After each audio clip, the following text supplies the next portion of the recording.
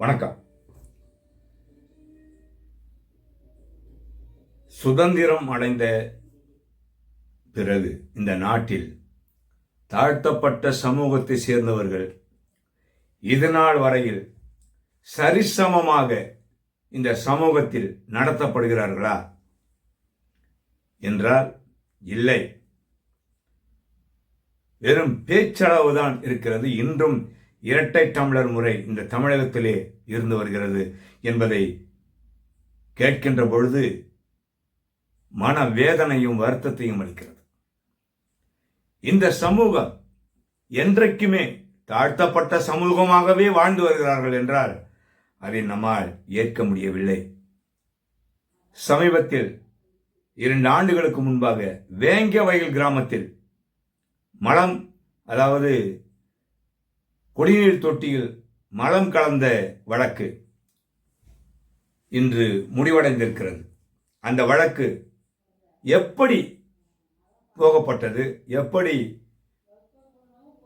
வழக்கு பதியப்பட்டது, எப்படி விசாரித்தார்கள், இப்பொழுது யார் குற்றவாளிகள் என்று குற்றப்பத்திரிகை தாக்கல் செய்யப்பட்டிருக்கிறது என்பதை பற்றியெல்லாம் எது நிஜம் நிகழ்ச்சியிலே நாம் இப்பொழுது பார்ப்போம்.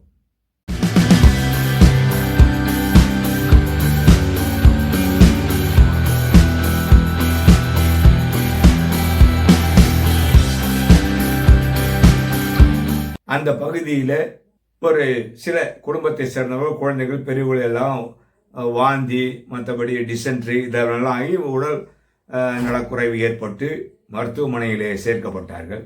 அப்போது மருத்துவமனையில் சேர்க்கப்பட்ட பிறகு அந்த மருத்துவர் என்ன சொல்கிறாரு, ட்ரீட்மெண்ட்லாம் கொடுத்துட்டு வாட்டரில் ஃபங்கஸ் ஃபார்ம் ஆகிருக்கு, இன்ஃபெக்ஷன் ஆகிருக்கு, தண்ணியை செக் பண்ணுங்க அப்படின்ன பிறகு தான் 26ஆம் தேதி அந்த மேல்நிலை தேக்க தொட்டி மேலே ஏறுறாங்க பசங்க. ஏறி பார்க்குறாங்க. ஏறி பார்க்கும்போது இதில் மலம் கலந்து இருக்கிறது என்று அவர்கள் கூறுகிறார்கள். என்று கூறுபவர்கள் யார்? முரளிராஜா, சுதர்சனம், முத்துகிருஷ்ணன். அதன் பிறகு லோக்கல் காவல் நிலையத்திலே வழக்கு பதிவு செய்யப்பட்டு, வெள்ளானூர் காவல் நிலையத்திலே வழக்கு பதிவு செய்யப்பட்டு ஜரூராக வேலை பார்த்தார்கள் போலீஸ்காரர்கள். ஏறக்குறைய விளக்க கண்டுபிடிச்ச அளவுக்கு தான். ஏன்னா லோக்கல் போலீஸு, சின்ன கிராமம், அங்கே நீங்கள் என்ன தப்பு பண்ணாலும் யார் என்ன பண்ணாலும் எல்லாருக்குமே தெரியும். ஒரு புது ஆள் வந்தாலும் தெரியும், ஒரு ஆள் வெளியே போனாலும் தெரியும், போலீஸுக்கு நல்லாவே தெரியும், ஈஸியாக கண்டுபிடிச்சிருவாங்க. அந்த சூழ்நிலையில் தான் சிபிசிஐடி வசம் இந்த வழக்கு மாற்றப்பட்டது. சிபிசிஐடி போலீசாரும் விசாரித்து கொண்டே இருந்தார்கள். பல நூற்றுக்கணக்கான 200 மக்களை பரிசோதனை செய்தார்கள், விசாரித்தார்கள். டிஎன்ஏ டெஸ்ட், அதுக்கப்புறம் அது என்ன, அது சயின்டிஃபிக்கல் டெஸ்ட், அதாவது அந்த டிஎன்ஏ, அதன் பிறகு அந்த செல்போன் மேட்ரு, அதுக்கப்புறம்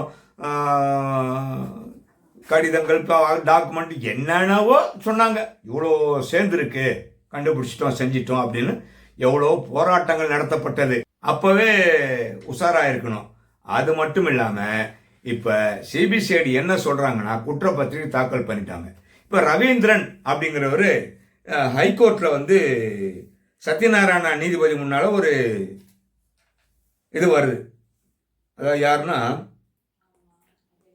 மார்க்ஸ் ரவீந்திரன் தரப்பில் வக்கீல் மணி ஒரு மனு போறார். சம்பவம் நடந்து 2 வருஷம் ஆச்சுங்க, இன்னும் குற்றப்பத்திரிகை தாக்கல் பண்ணலங்க அப்படின்னு சொல்றார் ஹைகோர்ட்டில். சொன்ன உடனே அடிஷனல் அட்வொகேட் ஜெனரல் ரவீந்திரன் வழக்கெல்லாம் விசாரிச்சு 3 குற்றவாளிகளை நாங்கள் தீர்மானிச்சிட்டோம், குற்றவாளிகளை எஃப்ஐஆர் போட்டு சார்ஜ் ஷீட்டும் போட்டோம். அந்த குற்றவாளிகள் முரளிராஜா, சுதர்சனம், முத்துகிருஷ்ணன். எப்படி அந்த தொட்டி மேலே ஏறி பார்த்து சொன்னாங்க பாருங்க பசங்க, அந்த 3 பேர் தான் குற்றவாளிகள். போட்டாச்சு, முடிச்சாச்சு அப்படின்னு ஹைகோர்ட்டில் சொல்லிட்டாங்க. உடனே இவங்க என்ன பண்ணுறாங்க, ஹைகோர்ட் நான் சொல்லுது, குற்றப்பத்திரிகை போட்ட கீழமை நீதிமன்றத்தில் உங்களுக்கு ஏதாவது குறைகள் இருந்தால் நீங்கள் அங்கே பெட்டிஷன் போட்டு நிவர்த்தி பண்ணிக்கோங்க அப்படின்னு சொல்லிட்டு இதை கேஸை க்ளோஸ் பண்ணிட்டாங்க. அதன் பிறகு என்ன ஆகுதுன்னா, இவங்க என்ன சொல்றாங்க சார்ஜ் ஷீட்லனா, முத்தையா என்பவர், அவங்களுடைய ஒய்ஃப் தான் அந்த ஊர் நகராட்சி தலைவர், அந்த ஊராட்சி மன்ற தலைவர். இந்த முத்தையாவுக்கும் வேற ஒருக்கும் ஏதோ பிரச்சனை. அதாவது சண்முகம் சொல்லிட்டு அந்த பம்பிங் ஸ்டேஷன்ல பியூனா இருந்திருப்பார் போல இருக்கு. அவரை டிஸ்மிஸ் பண்ணிட்டாராம். அவரு டிஸ்மிஸ் பண்ணிட்டாருன்றதுனால முத்தையாவை பழி வாங்கணும், முத்தையாவை கெட்ட பேர் உண்டாக்கணும்னு சொல்லிட்டு இந்த தாழ்த்தப்பட்ட மக்கள் வந்து மனத்தை கலந்துட்டாங்களாம் அப்படின்னு குற்றப்பத்திரிகை தாக்கல் பண்ணியிருக்காங்க. பாதிக்கப்பட்டவங்க என்ன சொல்றாங்கன்னா, எங்க பசங்க தானங்க ஏறி சொன்னது, எங்க பசங்க 22ஆம் தேதி நடந்த விஷயம் அது, சொன்னவங்க மேலேயே நீங்க புகார் கொடுத்தவங்க மேலேயே குற்றவாளி ஆகனா எப்படி அது நியாயம் அப்படின்னு இந்த தரப்பு மக்கள் கேட்குறாங்க. அதன் பிறகு கனகராஜ் என்பவர் அந்த கோர்ட்ல இந்த குற்றப்பத்திரிகை தவறான குற்றப்பத்திரிகை, இதை ஏற்றுக்கொள்ளக்கூடாது அப்படின்னு சொல்லிட்டு அவருடைய தரப்புல வக்கீல் ஒரு மனுவை போட்டார். மனுவை போட்ட உடனே 29ஆம் தேதி விசாரணைக்கு வருது அந்த வழக்கு. அது என்ன ஆக போகுதுன்னு தெரியல. அதன் பிறகு இது வந்து உயர்நீதிமன்றம் ஒரு குழுவை அமைத்து சிறப்பு புலனாய்வு குழு அமைச்சு இது விசாரிக்கணும் அப்படின்னு விஜய் சொல்றாரு.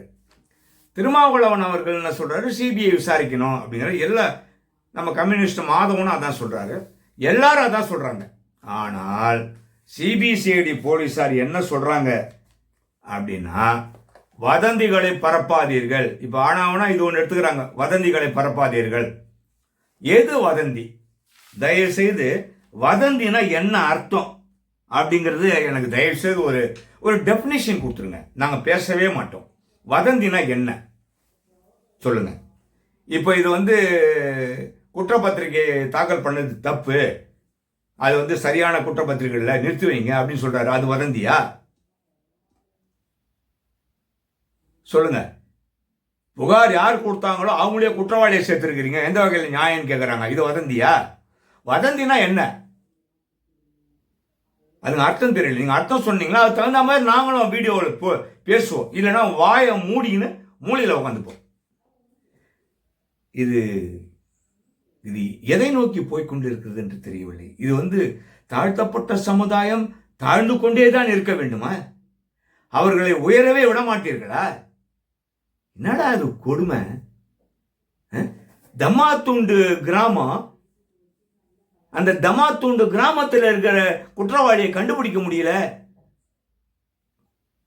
புகார் கொடுத்தோடனே குற்றவாளின்னு சொன்னா எப்படிங்க ஏத்துப்பாங்க?